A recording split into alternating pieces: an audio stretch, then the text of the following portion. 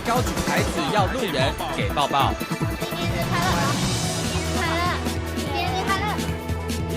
2个拥抱，3个抱抱。从中午开始，同学就站在市民广场前举牌子吸引目光，手举得高高的，真的好酸。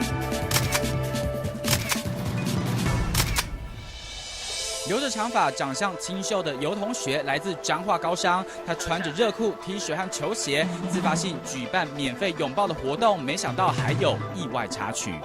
小敏生日快乐，谢谢你。可以这边要个电话吗？或者是要电话。好 ，FB。我姓游，游泳的游。同学立马帮忙，拥抱还顺便搭讪嘞。离开时照拿杯，当然懂得保护自己。同学只给了脸书账号。今天早上已经遇到很多个了，就是谢谢他们这样。有留吗？就是留了一下 FB。